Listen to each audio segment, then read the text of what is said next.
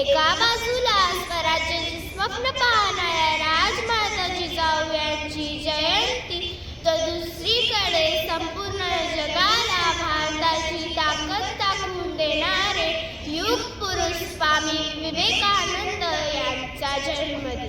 या दोन्ही महामानवांना माझे कोटी कोटी प्रणाम. यानंतर आपल्या विद्यालयाचे उपमुख्याध्यापक सन्माननीय श्री ठाकरे सर, मी यांना विनंती करते की त्यांनी आजच्या कार्यक्रमाचे अध्यक्षस्थान स्वीकारावे. धन्यवाद सर. नव्या युगाची नवी गाथा ज्यांच्या चरणी झुकविल्या माथा. नव्या युगाची नवी गाथा ज्यांच्या चरणी झुकविल्या माथा. हिंदुत्वाचा झेंडा ज्यांनी अटके पार रोलविला, अटके पार रोलविला, असे स्वामी विवेकानंद. मुजरा त्या माऊलीला जिने शुभा घडविला, मुजरा त्या माऊलीला जिने शुभा घडविला, अन्यायाविरुद्ध लढण्याचा नवा मार्ग दाखविला, असे राजमाता जिजाऊ. यानंतर उपमुख्याध्यापक सन्माननीय श्री ठाकरे सर, तसेच पर्यवेक्षक सन्माननीय श्री पवार सर, मी यांना विनंती करते की त्यांनी या थोर महान विभूतींच्या प्रतिमेचे पूजन करा.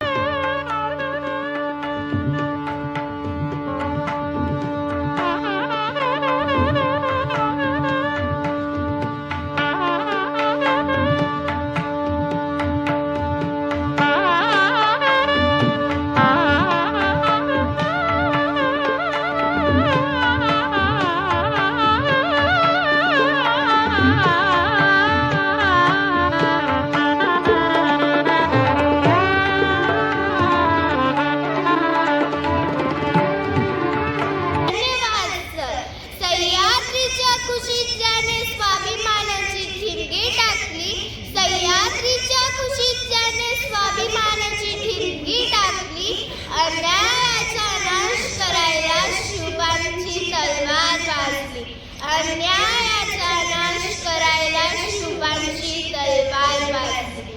ज्यांनी घडवले छत्रपतींना त्या मातेचे ओंकार मोठे, ज्यांनी घडवले छत्रपतींना त्या मातेचे ओंकार मोठे. राजमाता जिजाऊंच्या चरणी नतमस्तक आम्ही सारे, नतमस्तक आम्ही सारे. यानंतर माझी वर्गमैत्रीण उन्नती पाटील आपल्याला राजमाता जिजाऊंच्या बद्दल माहिती सांगणार आहे.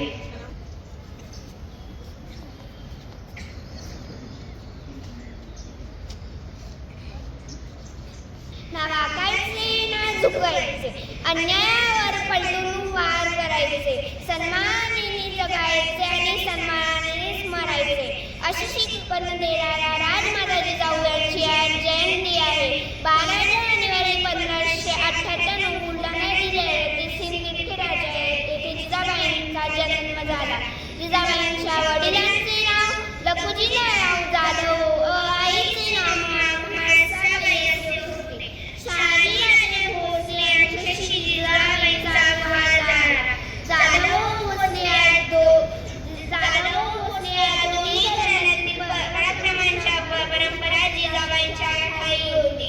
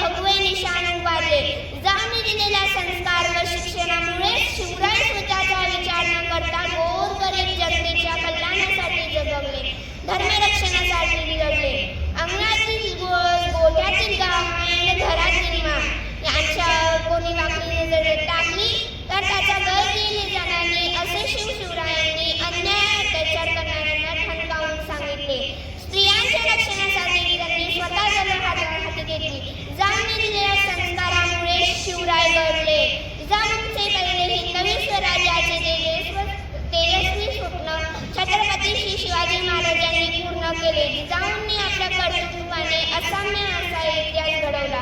अशा आदर्श राजमाता जिजाऊ यांचे 17 जून 1674 रोजी निधन झाले. पण त्यांनी महाराष्ट्राच्या कणाकणात व लोकांच्या मनामनात जागवलेला स्वाभिमान आजही आहे. जिजाऊंचे कार्य व इतिहास आजही आपल्या सर्वांसाठी प्रेरणादायी आहे. तुमच्या शौर्याची गाथा इतिहासाच्या पानोपानी धन्य राजमाता जिजाऊ महाराष्ट्राच्या स्वराज्य झाले. सदैव होईल नमस्तक हे आदराने तुमच्या चरणी. धन्यवाद. धन्यवाद उन्नती. यानंतर आपल्या विद्यालयाच्या उपशिक्षिका श्रीमती पाटील SS मॅडम राजमाता जिजाऊंबद्दल आपले मनोगत व्यक्त करणार आहेत. उपस्थित आजच्या कार्यक्रमाचे अध्यक्ष, त्याचप्रमाणे विद्यालयाचे मुख्याध्यापक आदरणीय सन्माननीय श्रीयुत ठाकरे सर, विद्यालयाचे पर्यवेक्षक आदरणीय श्रीयुत पवार सर, येथे जमलेल्या माझ्या सर्व सहकारी बंधू भगिनी, शिक्षकेतर कर्मचारी आणि आपणा माझ्या सर्वांचे लाडके विद्यार्थी मित्रांनो, अंधार भेदून अग्नीला, अंधार भेदून अग्नीला अलीगड देऊन प्रकाशाला, स्वराज्याची ज्योत प्रज्वलित करणाऱ्या जिजाऊंना सर्वप्रथम मी मानाचा मुजरा करते. ज्यांनी गाजवली भूवरील शौर्य गाथा, ज्यांनी गाजवली भूवरील शौर्य गाथा, त्यांचे नाव होते राजमाता. राजमाता जिजाऊंना सर्वप्रथम मी मानाचा मुजरा करते. विद्यार्थी मित्रांनो, आज 12 जानेवारी, अर्थातच राजमाता जिजाऊ माता मासाहेब भोसले यांची जयंती. महाराष्ट्राच्या इतिहासाला दिशा देणाऱ्या, स्वराज्याची स्वप्ने सर्वांच्या मनात प्रेरित करणाऱ्या, प्रत्येक मराठ्यात स्वाभिमान जागविणाऱ्या, प्रत्येक मराठ्यात शोभा घडवणाऱ्या, स्वराज्य जननी, स्वराज्य प्रेरक, महाशक्ती, मातृशक्ती, परिवर्तनवादी, विजयाची गाथा गाणाऱ्या शुभांमध्ये स्वराज्याची ज्योत प्रज्वलित करणाऱ्या स्वराज्य प्रेरक जिजाऊ मासाहेब, अशी अनेक संबोधनं आपण त्यांना देतो. जिजाऊंना आपण प्रेमाने साहेब, मासाहेब, जिजाऊ मा अशा अनेक संबोधनाने ओळखतो. त्या थोर राजमाता जिजाऊंची आज जयंती. शिंदखेडचे 5000 मनसबदार असणारे लखुजीराजे जाधव यांच्या त्या कन्या आणि त्यांच्या आईचे नाव म्हाळसाबाई यांच्या पोटी हे कन्या रत्न जन्माला आले. तो दिवस होता 12 जानेवारी 1598. पित्याच्या पराक्रमाची पोवाडे अगदी पाळत असतानाच ज्यांनी ऐकले. लाचारी व फितुरेचा मनापासून त्यांनी तिरस्कार केला. वाढत्या वयाबरोबर पराक्रमाची जाणीवही त्यांना होत गेली. पुढे डिसेंबर इसवी सन 1605 मध्ये त्यांचा विवाह शहाजीराजे भोसले यांच्यासोबत दौलताबाद येथे झाला. औसाहेबांचे विवाह झाला त्यावेळी त्यांचे वय होते 8 वर्ष. विद्यार्थी मित्रांनो, त्या काळात बालविवाह ही पद्धत प्रचलित होती. बाहुल्यांचे खेळ मांडून संसाराचे स्वप्न बघण्यात मुली ज्या वयात दंग असायच्या त्या वयामध्ये जिजाऊंनी हातामध्ये तलवारीची मूठ घट्ट पकडली. मोठे बंधू दत्तोजी यांच्याकडून तलवारबाजी आणि घोडेस्वाराचे शिक्षण घेतले, तर वडील लखोजीराजे जाधव यांच्याकडून राजनीती व न्यायनीती त्या शिकत होत्या. पुढे त्यांना 8 अपत्ये झाली. त्यात 2 मुले आणि 6 मुली. थोरला मुलगा संभाजीराजे यांचा सांभाळ शहाजीराजे यांनी केला, तर शिवबांची जबाबदारी औसाहेबांवर आली. विद्यार्थी मित्रांनो, शिवजन्मापूर्वी महाराष्ट्राची स्थिती अतिशय बिकट होती. परकीय सत्तेचा जुलूम सगळीकडे होत होता.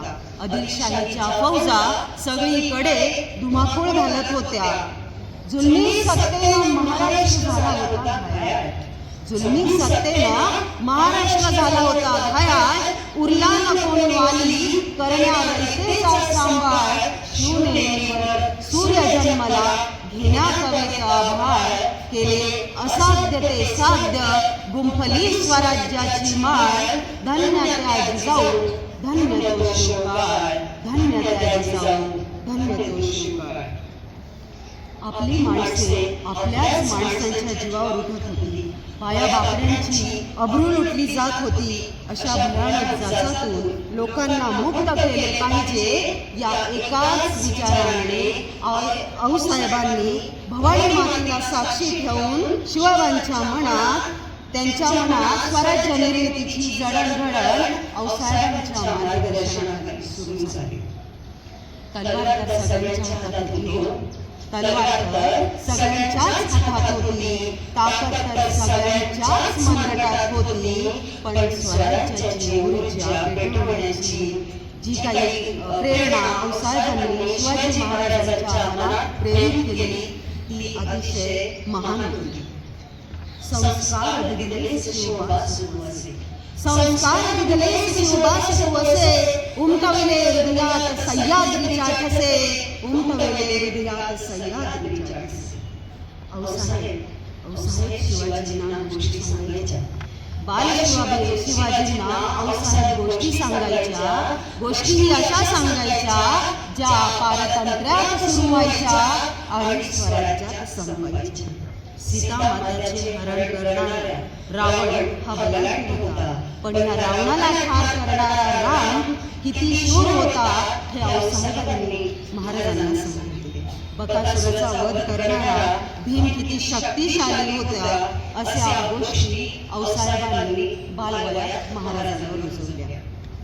योद्ध्याच्या गोष्टी सांगून त्यांनी शिवबांना व शंभूराजांना दिले शिक्षण. योद्ध्यांच्या गोष्टी सांगून त्यांनी शिवबा आणि शंभूराजांना दिले शिक्षण. म्हणूनच शिवबांनी लढले स्वराज्य व शंभूराजांनी केले मरेपर्यंत स्वराज्याचे रक्षण. या मातीत थोर संत झाले. या मातीत थोर संत झाले. विचारवंत झाले. इथेच वीर जन्मले आणि येथेच आम्हाला हजारो वर्षाच्या निद्रेतून जागे केले. त्या स्वराज्य स्थापनेबरोबरच अतिशय महत्त्वाचा संस्कार आई जिजाऊंनी महाराजांना केला तो म्हणजे परस्त्री माता आणि भगिनी समान. परस्त्री माता आणि भगिनी समान. करावयास सन्मान आया बहिणींचा. करावयास सन्मान आया बहिणींचा शिवबा समाज साहेबांनी शिकवले. करावयास सन्मान आया बहिणींचा शिवबा समाज साहेबांनी शिकवले. स्वराज्य रक्षक शिवबा माझी जिजाऊंनी घडवले. स्वराज्य रक्षक शिवबा माझी जिजाऊंनी घडवले. असेच एकदा कुमारवयात असताना शिवाजी महाराज एका नर्तकीचा नाच बघत होते. आऊसाहेबांना हे कळलं. आऊसाहेबांनी शिवबांना बोलवून घेतले. आऊसाहेब शिवबांना म्हणाल्या, शिवबा लक्षात ठेव. आपल्याला स्त्री नाचवायची नाही तर आपल्याला स्त्री वाचवायची आहे. हे एक वाक्य प्रमाण मानून शिवाजी महाराजांनी आयुष्यभर स्वराज्यामध्ये स्त्रियांची कुठेही अब्रू लुटली जाणार नाही याची काळजी घेतली.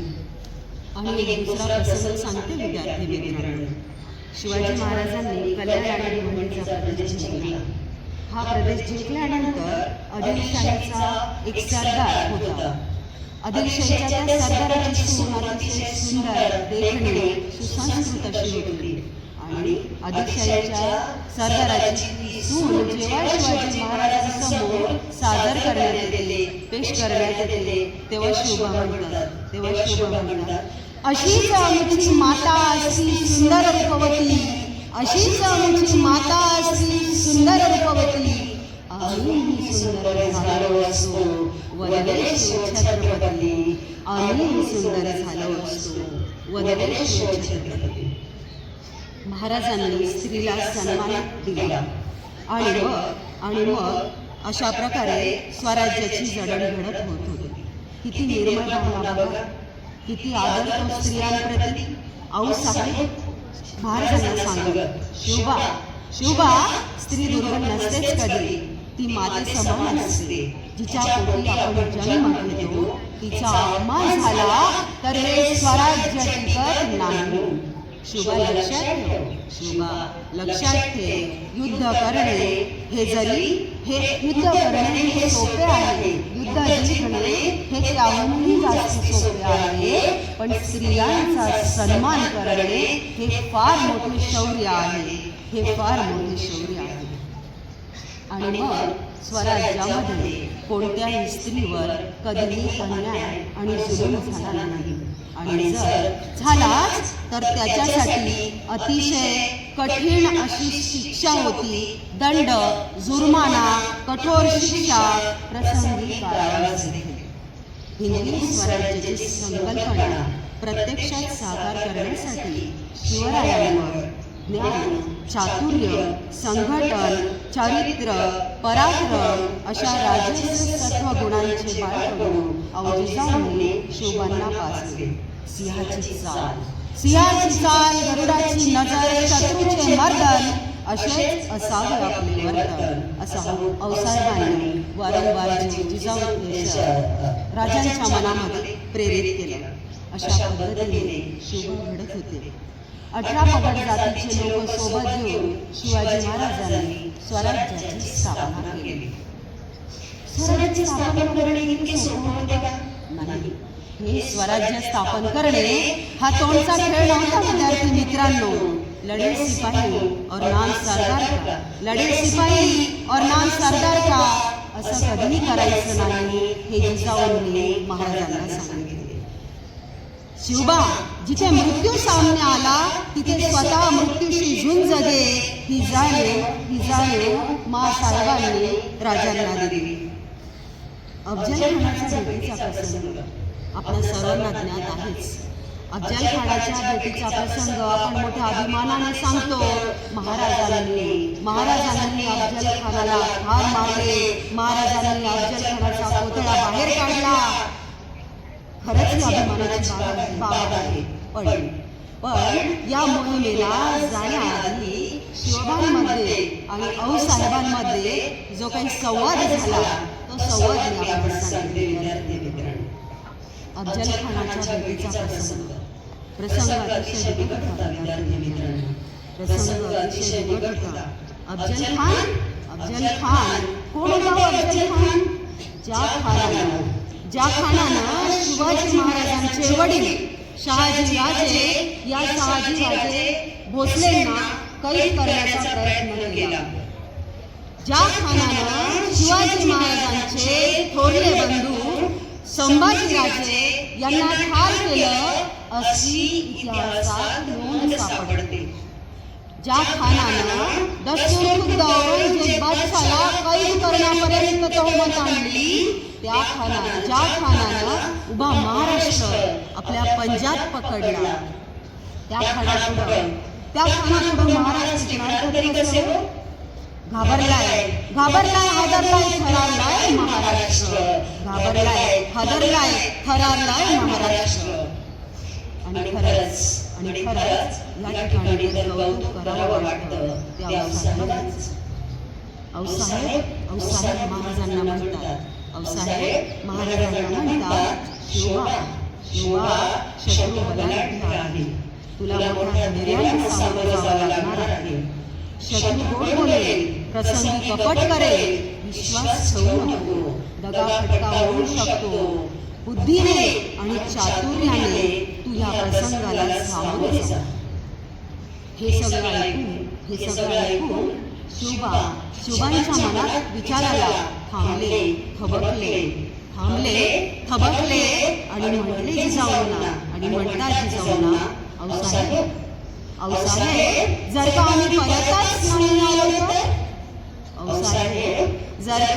आम्ही परतच नाही आलो तर कडाडील सौदामिनी मेला तरी चालेल राजे. मेला तरी चालेल राजे, आम्ही समजून घेऊ की आम्ही पहिलेपासूनच निपुत्रिक होतो. शिवबा जा, शिवबा जा, आम्हाला आमचा उसना हवा आहे, आम्हाला आमचा उसना हवा आहे. स्वतंत्र हिंदवी स्वराज्यात औसाहेबांनी शेवटचा श्वास घेतला. वयाच्या 80व्या वर्षी वृद्धापकाळाने रायगडाच्या पायथ्याशी पाचाड येथे औसाहेबांचा मृत्यू झाला. विद्यार्थी मित्रांनो, आपण कधी रायगड गेला तर औसाहेबांची पाचाड येथे जी समाधी आहे त्या समाधीवर जाऊन त्यांचे आशीर्वाद घ्यायला कधीच विसरू नका. स्वराज्याची प्रेरणा, स्वराज्याची प्रेरणा तू महाराष्ट्राची शान, स्वराज्याची प्रेरणा तू महाराष्ट्राची शान. मुजरातला मानाचा झुकवून आमची मान, मुजरातला मानाचा झुकवून आमची मान. धगधगत्या ज्वालातून पेटल्या मशाली, धगधगत्या ज्वालातून पेटल्या मशाली. स्वराज्याच्या संकल्पनेची नवी पहाट झाली. अखंड स्वराज्याची सावली, धन्य ती जिजाऊ शिवबाईंची माऊली, धन्य ती जिजाऊ शिवबाईंची माऊली. विद्यार्थी मित्रांनो, जाता जाता एवढंच म्हणले, जाता जाता एवढंच म्हणले, जिजाऊ जिजाऊ जिजाऊ तुमच्या कार्याची थोरवी सर्वांनीच गायली पाहिजे. जिजाऊ तुमच्या कार्याची थोरवी सर्वांनीच गायली पाहिजे. आमच्या माता भगिनींनी जिजाऊ व्हायला पाहिजे, आमच्या माता भगिनींनी जिजाऊ व्हायला पाहिजे. आपण माझ्या जिजाऊ स्मरणाची ओंजळ स्वीकारली. आईच्या पाण्याने मला या ठिकाणी बोलण्याची संधी दिली. विशेष आभार आदरणीय ठाकरे सरांचे की ज्यांनी मला या ठिकाणी बोलण्याची संधी उपलब्ध करून दिली. त्याबद्दल मी आपल्या सर्वांचे आभार मानते. जय जिजाऊ, जय शिवराय, जय शंभूराजे, जय महाराष्ट्र. धन्यवाद मॅडम. यानंतर माझा वर्गमित्र सार्थक देशमुख आपल्यांना स्वामी विवेकानंद यांच्या जीवन कार्याचा परिचय करून देत आहे. नमस्कार, मी बोलतोय स्वामी विवेकानंद. मी एक तत्वज्ञानी कौशल्य वक्ता होतो. माझा जन्म 12 जानेवारी 1863 रोजी कलकत्ता येथे झाला. माझे पूर्ण नाव नरेंद्र विश्वनाथ दत्त असे होते. माझ्या वडिलांचे नाव विश्वनाथ दत्त व आईचे नाव भुवनेश्वरी देवी दत्त असे होते. माझ्या आई वडिलांनी माझ्यावर उत्तम संस्कार केले. मी लहानपणापासूनच अलौकिक बुद्धीचा होतो. मी कला, इतिहास, साहित्य इत्यादी विषयांची सखोल माहिती मिळवण्याची मला आवड होती. त्याचबरोबर वेद, पुराण, महाभारत, रामायण इत्यादी हिंदू धर्म ग्रंथांचा मी अभ्यास केला. माझे गुरु रामकृष्ण परमहंस यांच्याकडनं शिक्षा प्राप्त करून मला उच्च शिक्षण घेण्याकरता विदेशी जावे लागले. मला विदेशी जाताना अनेक प्रसंग आले. त्याचपैकी एक प्रसंग आज मी तुम्हाला सांगतो. मी दुसऱ्या देशात चाललो होतो. मला त्या पायलटकडे पेपर दिसला. मी त्या पायलटला विचारलं, अहो दादा, तुम्ही हा पेपर वाचत नसाल तर मी वाचू शकतो का? तो म्हणाला, हो तुम्ही हा पेपर वाचू शकता, पण जरा सांभाळून, मला हा पेपर अजून वाचायचा आहे. मी पेपर वाचला. माझ्यासोबत माझा मित्रही होता. मी त्याला पेपर वाचायला दिला. तो पेपर वाचू लागला. शिप वरती हवा जोरात चालू होती. त्याच्या हातातून पेपर सुटला आणि तो समुद्रात जाऊन पडला. तेव्हा तो पायलट आम्हाला म्हणाला, तुमचं डोकं फिसकटलंय का? तुम्हाला समजत नाही का? हा पेपर मला अजून वाचायचा होता. तुम्ही कसं काय सोडून दिला? तेव्हा मी विचारले, अहो दादा, तुमच्याकडे वही आणि पेन आहे का? त्यांनी मला वही आणि पेन आणून दिली. मी त्याच्यावर आजचा पेपर लिहून त्यांना दिला. ते म्हणाले, अरे माणसा, तू याच्यावरती काय लिहिलं? मी सांगितलं, मी याच्यावरती अरे माणसा, मला वाटतं तुझं डोकं खरंच पिसकटलंय. एखादा माणूस एखादा पेपर अर्धा तासात वहीवरती लिहिणं अशक्य आहे. तेव्हा मी म्हणालो, अहो दादा, जेव्हा आपण दुसऱ्या देशात पोहोचू तेव्हा तुम्ही हा पेपर तपासून बघा. आम्ही दुसऱ्या देशात पोहोचलो. त्यांनी पेपर तपासला. ते माझ्याजवळ आले आणि येऊन म्हणाले, अहो महान पुरुष, आपण कोण आहात? मी सांगितलं, मी कोणी महान पुरुष नाही, मी सामान्य माणूस आहे. त्यानंतर मी विदेशात शिक्षण पूर्ण केले. भारतात आलो. जनतेच्या कल्याणाकरता रामकृष्ण मिशन व रामकृष्ण मठाची स्थापना केली. उठा, जागे व्हा आणि ध्येय प्राप्त होईपर्यंत थांबू नका, अशी मी सिंह गर्जना केली. मी मरणाच्या दारात होतो. माझ्या सेवेकरता माझी आई आश्रमात आली. तेव्हा माझे शिष्य म्हणाले, गुरुजी, या आपल्या सांभाळासाठी आलेले आहेत. मी म्हणालो, मी असो किंवा माझा शिष्य, सगळ्यांसाठी नियम एकसारखा. या आश्रमात स्त्रियांना येणे लागू नाही तर नाही. तुम्ही माझ्या आईला सुखरूपपणे घरी सोडून या. ते माझ्या आईला घरी सोडून आले. मी अखेरचा श्वास 4 जुलै 1902 रोजी पश्चिम बंगालमधील बेरुल मठात घेतला. धन्यवाद. यानंतर कार्यक्रमाच्या शेवटाकडे वळूया. आभार प्रदर्शन करण्यासाठी येत आहे माझी वर्गमित्र पूर्वा विंचू. मी इयत्ता 5ची विद्यार्थिनी कुमारी पूर्वा. सर्वांना नमस्कार करते. आज आमच्या 5च्या कार्यक्रमाला विद्यालयाचे उपमुख्याध्यापक सन्माननीय श्री भागरे सर व बंधूंनी त्यांचे मी आभार मानते. तसेच आजच्या कार्यक्रमात